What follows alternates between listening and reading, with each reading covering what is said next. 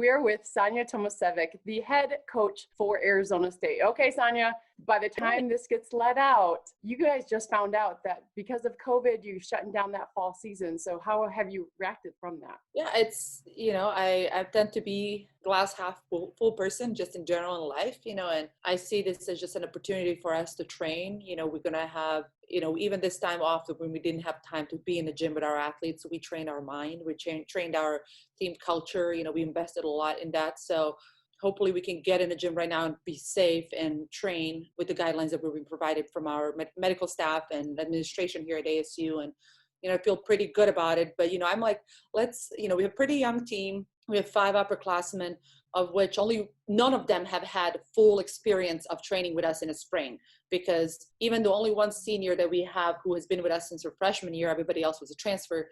She was sick one semester and had mono, and she didn't train with us. So really, I'm like, okay, we get that back. We get to train again. And then we have a bunch of young new players on the team that, we get to gel, we get to train together and put the final product on the court when we're ready. So I want to see this as opportunity in all this adversity. Always with the diversity, opportunity comes, and this is one of those. So yeah, and you definitely know a thing or two about team culture. In 2005, your team at University of Washington won the national championship, and you were named National Player of the Year. So what memory have you taken with you from that experience to now being a coach? I mean, we were really blessed to have an amazing coaching staff, first and foremost. And they taught us not just volleyball lessons, but life lessons. Jim McLaughlin is just a guy who, I think is Yoda of volleyball for me, so it's like, and then we have like amazing leadership on the team as far as like, Courtney Thompson was not to be messed around.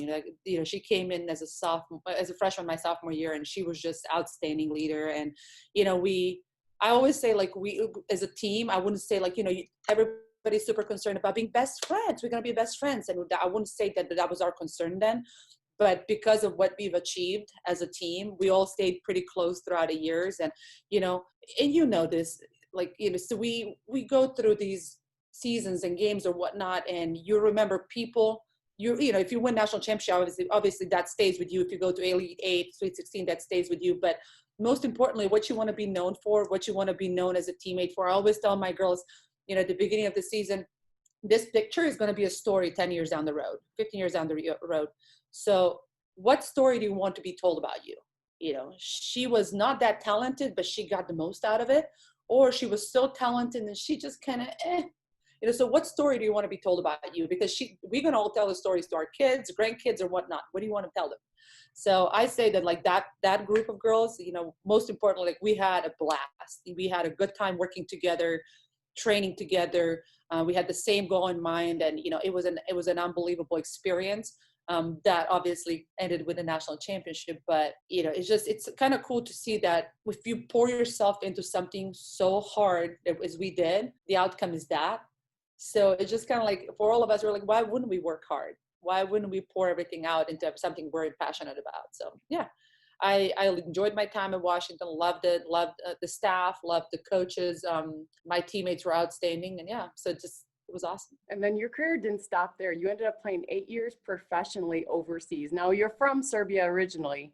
So how was that experience in different cultures? Awesome. That's another thing, kind of like I highly recommend everybody go play pro. There is a place, just like in college, there's a place for you in college volleyball. It might not be in a Pac-12, but there are plenty of other schools that you can go to. Always test it out if you're interested in that. Same thing as the pros. Not every league is for me, but there's so many different levels. I think the experience itself is amazing. You get to learn about new cultures. It's not like you go travel to Greece and now you suddenly, like, you've been in Greece for 10 days, you visit everything that tourists should visit and you go home. You actually go to hang out, like you live like a local. You immerse yourself with this community for like 9-10 months, and it becomes like a family. And so you pick up languages along the way. It's like you have friends all over the world. And I really, really enjoyed that experience. And, I would highly recommend it to every athlete that's playing. I feel like every American's dream is to go to Europe and backpack. I'm like, if you're a volleyball player, you don't have to backpack. You get an apartment paid for.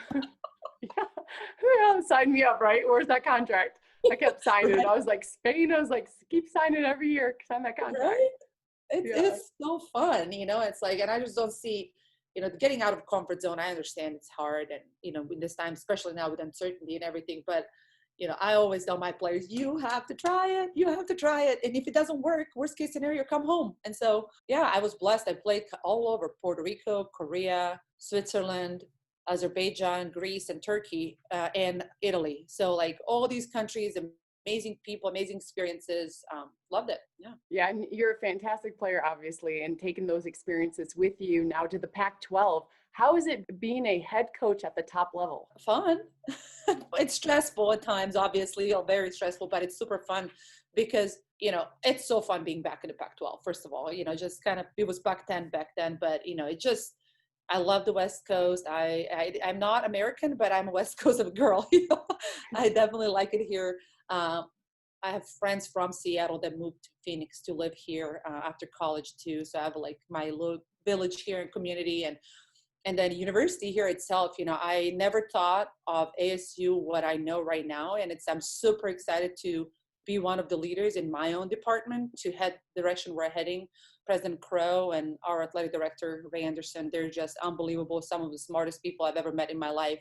Their vision is outstanding, and I'm just super pumped to like be part of it, just kind of to get the volleyball team where we need to get us. And it's been fun. I'm not the one to back away from the challenge, and it was challenging when it started, but we can't skip the steps. We did it the right way, and we're going to continue doing it the right way, and it's going to pay off at the end. It always does. Now, the challenge that you face in the Pac-12 has nothing compared to being a mom, being in this profession. How have you managed both being a mom and then being a coach at the highest level? I think the balance is the key, just finding the balance and having a support system to, help you with it, through it.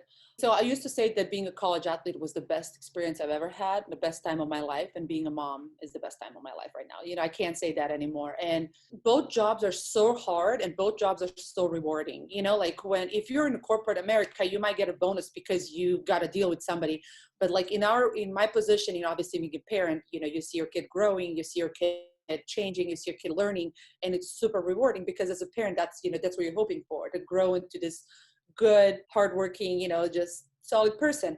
And then, but the same thing is with players, like it's not about bumps that spike all the time. We're teaching life lessons, and, we get them at an older age, we get them when they're 18, 19, but we get to teach them life too. And, you see them grow, and nothing is more rewarding than sitting in the office with a senior who's been with you for 4 years, who sits there, freshmen are all like, at the end of the season, how was the season? Good. Like they barely speak. And then you get you get a senior in the office and you're like, what you got for us? And she's like, oh man, like that was so fun. I want to do it all over again. I wouldn't, and you see them grow from this, like a little tiny, like, just insecure.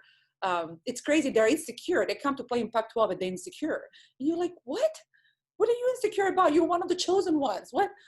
But we all are, or women in general, we struggle with that period. And so like, it's kind of cool that, we get to mold them into the young women. They're going to go out there, play pro, or go in the corporate world and kick butt and or be moms and kick butt in that, whatever it is. So it's both jobs are super rewarding, and that's what makes it's hard, but they're both super rewarding, and that's what makes it fun. And now you see the development, and you see it with your daughter, and then from a freshman to senior. So what are characteristics you look for in those recruits to bring them first in as a freshman? I want to see how they handle adversity. And, like before, there were some kids that really haven't had adversity in their life, and that's not a bad thing. Just, they haven't had it. And so the first time they face adversity will be here in college, and so it's kind of like, and adversity will be faced, and that's like failing a class, then you don't get to retake, or like, you don't get to like take tests 7 times before you pass. Like, it doesn't work like that. Or, having your heart broken or getting injured, like all those things can and will happen. And so I want to know how they are when they face adversity. I mean, besides the obvious, the athletic level, to be able to compete here and, at this level, it's important. But that, I feel like it doesn't take rocket scientists to figure that out. That could be like my mom goes on the court and says like, oh, she's good. She looks a good volleyball player, So it's the other stuff, it's intangibles, and I love for the recruits to spend time with my players, current players. It's been hard, like recruiting via Zoom because there's no visits right now, but we involve our players, like are on our Zoom calls with recruits quite a bit, because we want them to, like we are sitting there with them, of course, but we want them to be able to ask players questions and whatnot. It's just I want my players, to like that person we're going to get in the program, because, everybody wants to know, what do we do for team bonding, and I think, and you and I both know this, that the best team bonding happens when coaches are not there. It's like, what if I'm having a pizza party in my house and I'm inviting, like, who am I inviting from the team? Right. So if I recruit a player because I think I would hang out with her, and she gets here and my team is like, we're not going to invite her to pizza party, she's not going to have a great experience, and they're not going to have a great experience. So I want them, they have a big say on who we offer to and who we bring in the program. And it's only a bright future ahead of you. So what do you look forward to? Last question. What do you look forward to in your future at Arizona State? Yeah, I want us to be perennial, school. I want us to be in top 3 in the Pac-12. And, like, when I say things like that, people think I'm crazy, but I think it can be done. I've been part of a program that has turned around from being bottom feeder to, like, being top of the Pac-12 in the country. I don't think that's impossible here. I think we have all the right pieces, and we just have to continue in recruiting the right players and putting culture in place, investing in that, and things are going to happen. So I'm not going to stop, and I'm not going to, I don't want to leave unless they kick me away from here until I'm done building what I want to build. So, yeah. Well, we are cheering for you, Sanja. You are awesome, and you're just a female leader out there in developing great, confident women. Keep it up. Thank you so much. Thank you.